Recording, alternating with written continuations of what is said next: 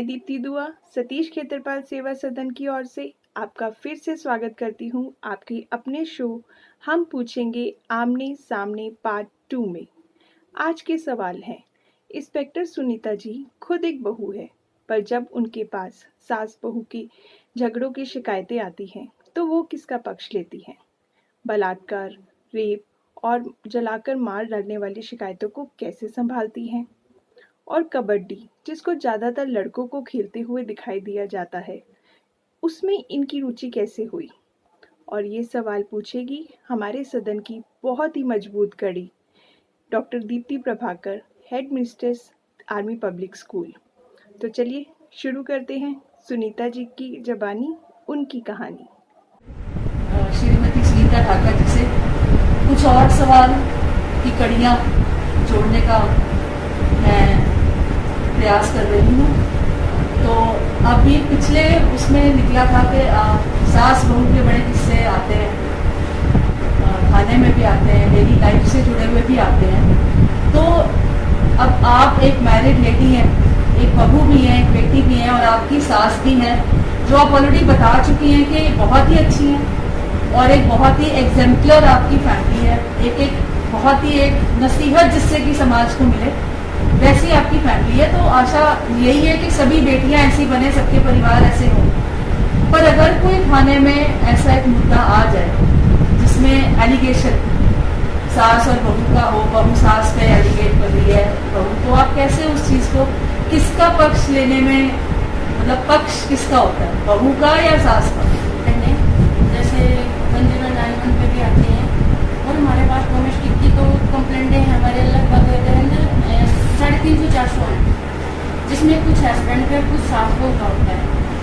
तो जब भी हम सास बहू की काउंसलिंग करवाते हैं, हम एक ही बात कहते हैं कि सास का टाइम देखो, जो भी मैं आज की जो हमारी जैसी साथी महिलाएं हैं उनसे ये रिक्वेस्ट करती हूँ कि सास एक ऐसा हमारे को है, जैसे सास का मतलब है कि हमारे बड़े बुजुर्ग, तो उनका जो काम है बच्चों को देखना, परिवार को सामना, परिवार को चलाना।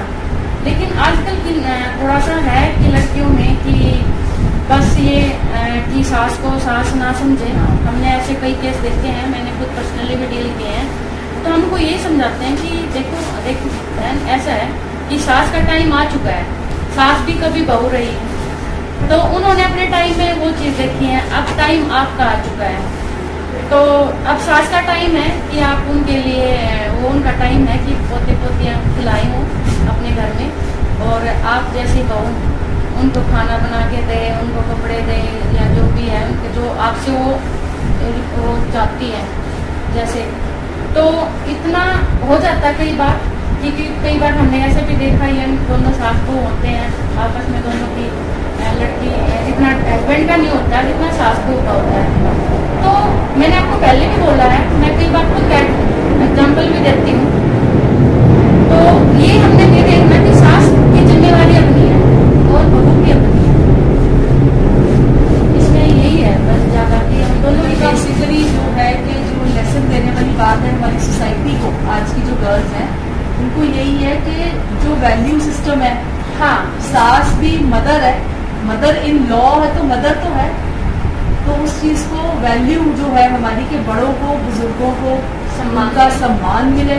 हम बच्चे जो हमारी एक भावना है इंडियनिज्म की, कस्टम्स और वैल्यूज ट्रेडिशंस की, हम उनकी सेवा करें और दुर्भावना दूर रहे इस रिश्ते से। प्यारा रिश्ता बहुत है, एक माँ को छोड़ के एक और माँ मिलती है, प्यारा रिश्ता बहुत है। जो सहन शक्ति है ना, वो आज के टाइम खत्म होती है। सहन शक्ति का होना बहुत जरूरी है, क्योंकि एक फैमिली को चलाने में सास और बहू का बहुत बड़ा रोल होता है।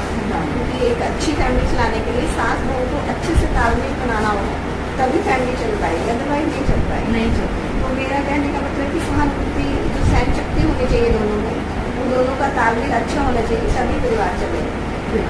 और ये तो हमारी सदियों से यहाँ का है कि नारी का रूप भी ऐसा है, वो लक्ष्मी भी अपने घर की है और दुर्गा भी अपने घर की और काली भी अपने घर की है। तो हम ये जो पीछे से चलता है, हम अगर वही पीढ़ी हमारी ऐसे ही चलती रहे तो अच्छा है, क्योंकि हम चाहते तो हैं चेंज, लेकिन चेंज जैसे हम करना चाहते हैं तो चेंज हमने अपनी सास को भी समझाना पड़ेगा और हमें भी समझना पड़ेगा।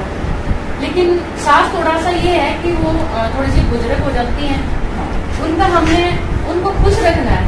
खुश उनको हम अपनी प्यार से बातें करके भी, ये नहीं कि लड़ाई झगड़ा करके हम उनको समझा सकते हैं, हम उनको प्यार से भी समझा सकते हैं कि आज का टाइम ऐसा आ चुका है, हमें टाइम के साथ चलना चाहिए। ये भी एक रीजन है। एक और एक अलग सा ही मुद्दा है, जैसे रेप केसेस का भी आजकल जो चल रहा है, गर्ल्स का है कि जहाँ कहीं भी बाहर सब्जेक्टिव आप लोग विमेन सेल को डील करते हैं और क्राइम अगेंस्ट वुमेन को डील करते हैं, तो ऐसे बहुत सारे केसेस आपके सामने आए होंगे जिसमें क्राइम अगेंस्ट वुमेन में रेप केसेस भी आए होंगे। तो उसमें एक अभी जो चल के जो मतलब इट इज़ अनबिलीवेबल, एक rape case of the father for a daughter.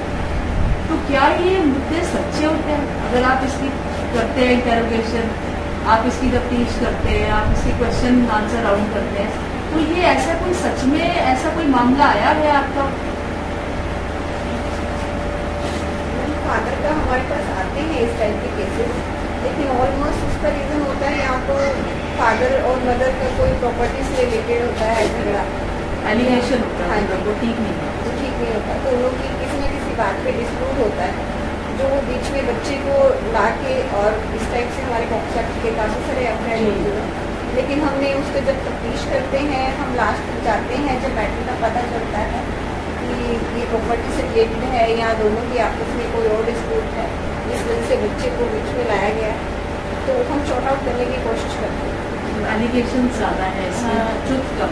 ये देखो, रेप की एक ऐसी घटनाएं हैं, ये बहुत ही अप्रिय घटना है और ये दिन पे दिन बढ़ता भी जा रहा है।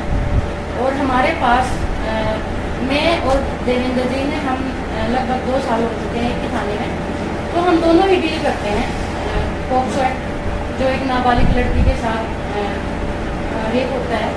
और उसमें कुछ हमने ऐसे केसेस भी आए हमारे सामने कि हमने कुछ ने किया भी है बाद में, जैसे तो हमने उनको अरेस्ट भी किया है, उसमें सजा भी हुई है।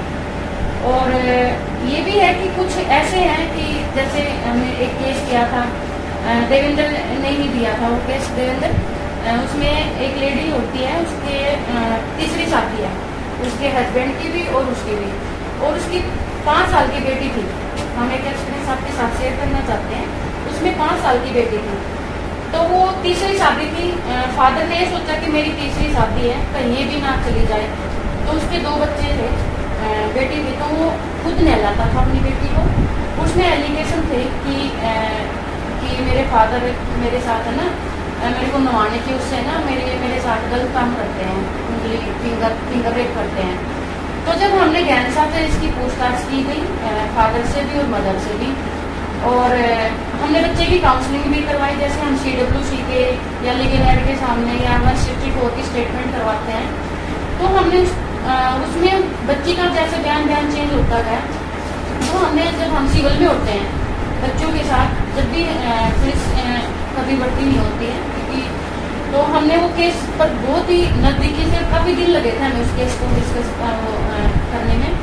तो वो एक्सपीरियंस हमारा ये ऐसा रहा कि उस लड़की ने, जब उससे हमने पूछा कि बेटा ये है चॉकलेट दी, कभी टॉफी दी, तो उसने बताया कि मेरी मम्मी कभी उठती नहीं थी सुकून, मेरे को तैयार नहीं करती थी, तो मेरे को तैयार नहीं करती थी, और पापा ही मेरे को निकालते थे, और पापा जब मेरे को निकाल के तेल लगाते थे।